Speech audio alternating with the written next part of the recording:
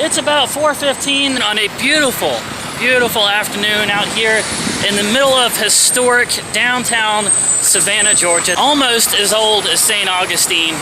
And to get to the Riverwalk that everybody knows, it's made out of old ballast stone. That's just a short walk down these steps towards the river that way.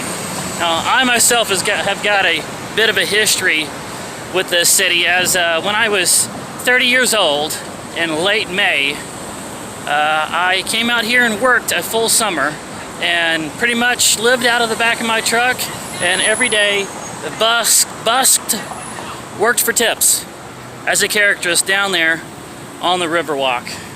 Now, this area up here that I want to show you first, I believe is very underrated, and it's a very beautiful part of the Savannah Riverwalk. So before I go down there, I want to do some beautiful scenic pan-arounds this tree walk, and also show some of the retrofitting on the back of these buildings here.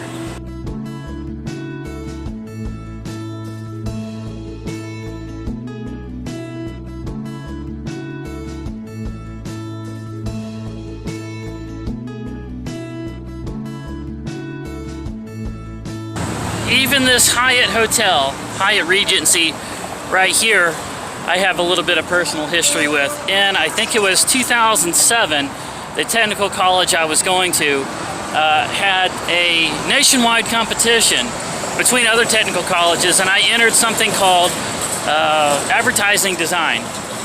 And this was where they held regionals.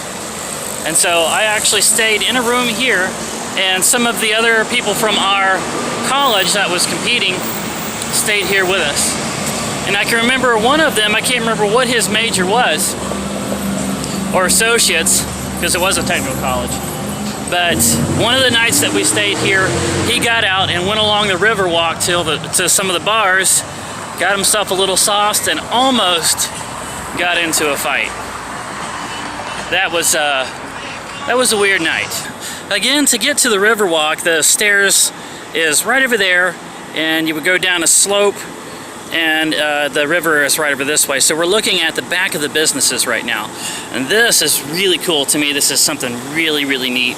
That is, if you're looking at the back of the businesses, that slope has a couple of tiers here. And some of the business owners can actually park back here in these little private parking sections. And so you've got like these little bridges that go to the back entrances and dining areas of these really yuppie fine dining and little shops there.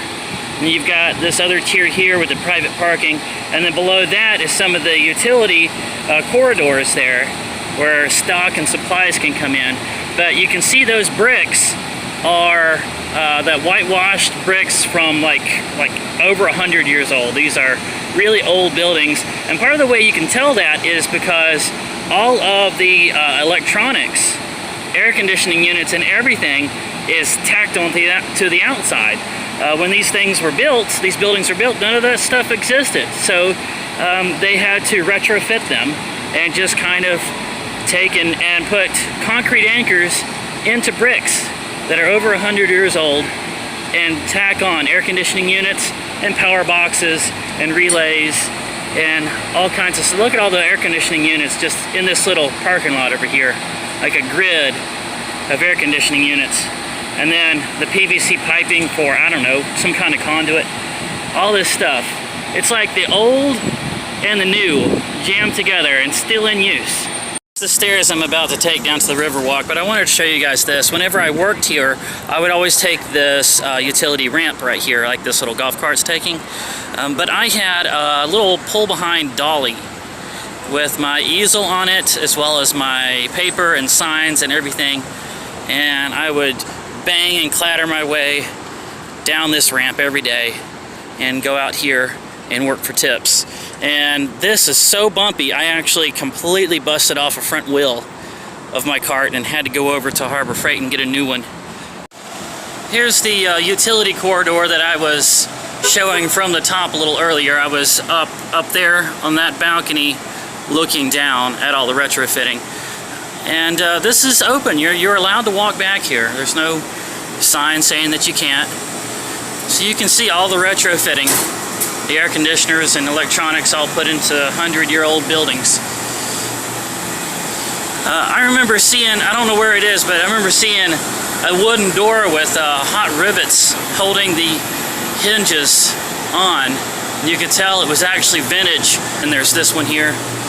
This, I mean, the way this looks, it looks like an old fort, an old Civil War fort. The way that there's the wear on the bricks and the stonework and everything. But yet, it's businesses and they're in use. To me, that is just, that's amazing.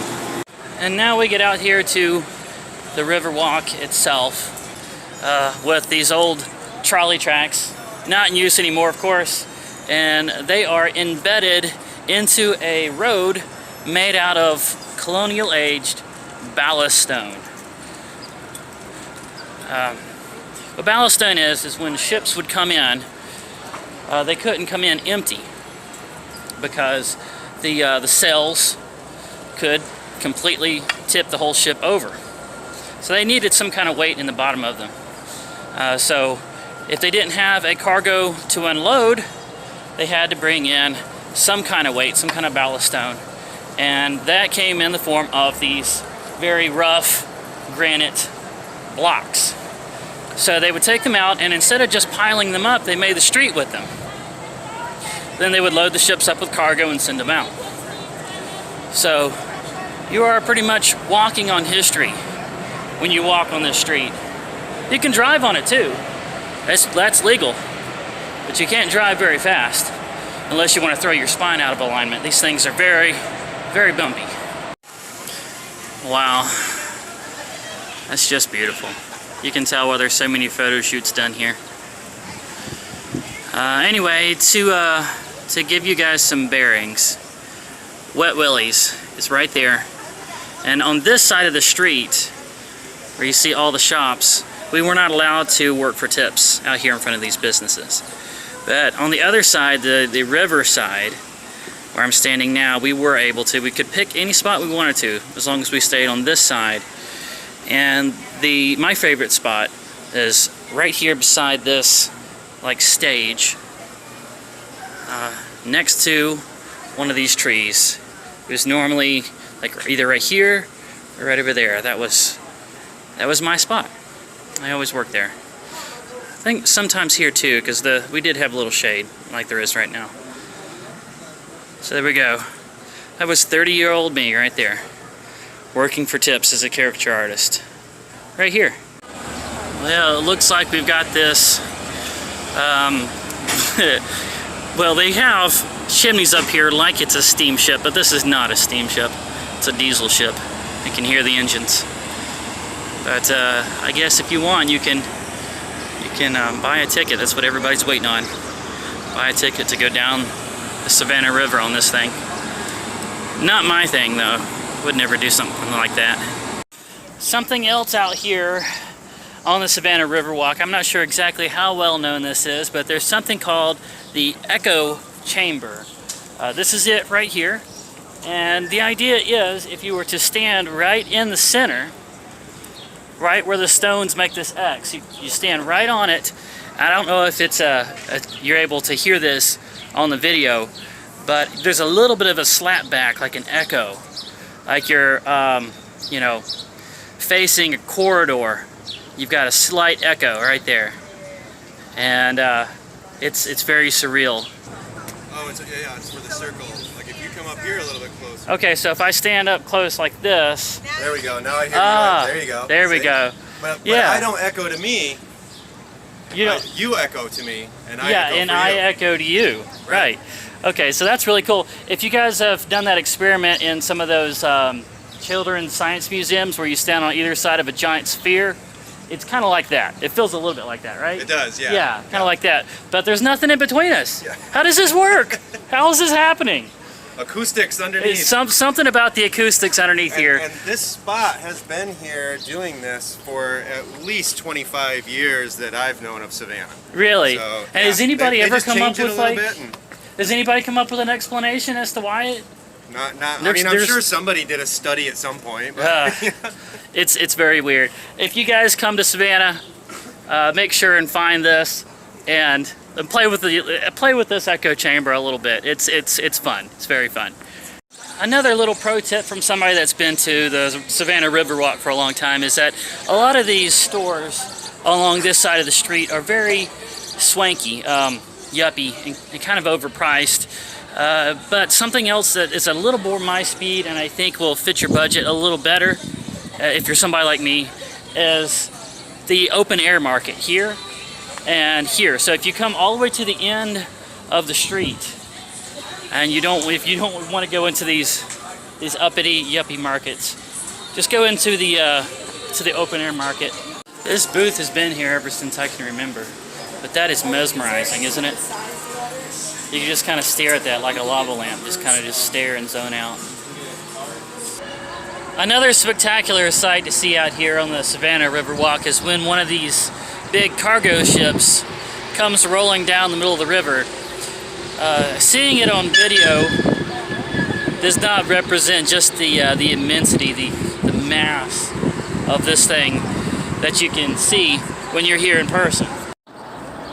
There's a couple of workers over there on this little ramp waving to us. That gives you a little bit of a scale of how big this thing is. Something else that is crucial you really have to see is Savanna's Candy Kitchen. It actually spans 3 storefronts joined in the middle. You can actually walk from one to the other. And I'm going to do a walkthrough just to show you guys how spectacular this place is in here. Just walking through it, you feel like you can gain weight just by walking through it.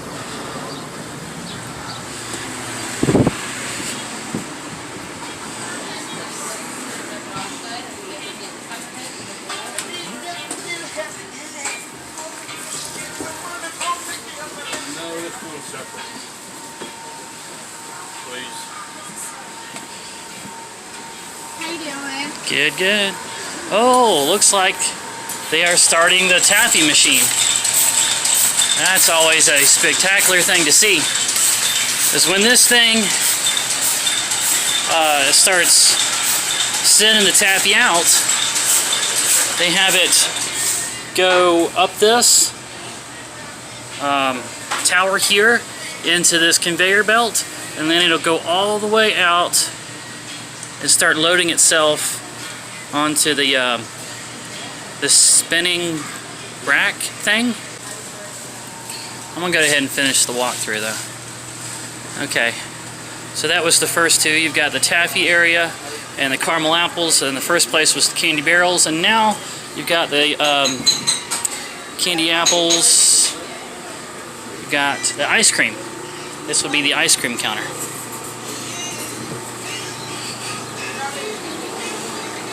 And that takes you back out the 3rd storefront right there. Looks like a bunch of urban campers on Harleys. I think. They've all got bedrolls and camping packs on them. I'd like to know the story behind this.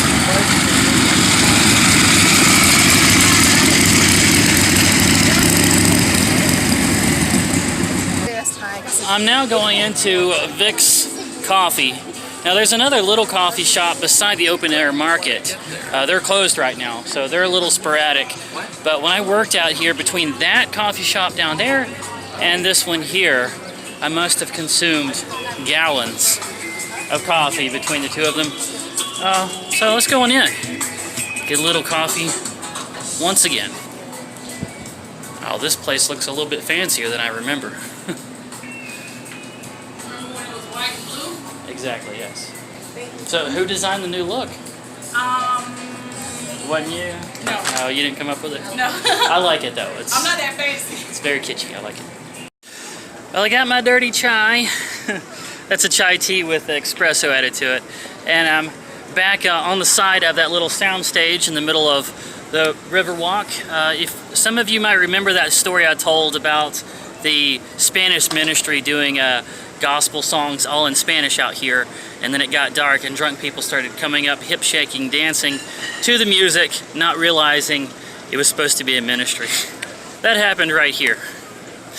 Anyway, I'm sitting on the side of the stage over here next to where I used to do the characters. That was my favorite spot to do characters when I worked out here. I think this is a good place to end the vlog. I'm gonna give you guys one last little pro tip for if you come out here, and that is unless you really want to pay a lot of money and have a really fancy experience, don't eat at any one of these seafood restaurants down Savanna Riverwalk. There is a Five Guys Burgers and Fries just across the street, just a few hundred yards. That way you can walk to it really easy and get yourself that nice thick hamburger for a very reasonable price. Anytime that I had enough money to do it, that's what I would do. I don't think I ever ate at one of these. I did eat at one of these restaurants one time. But they're very expensive.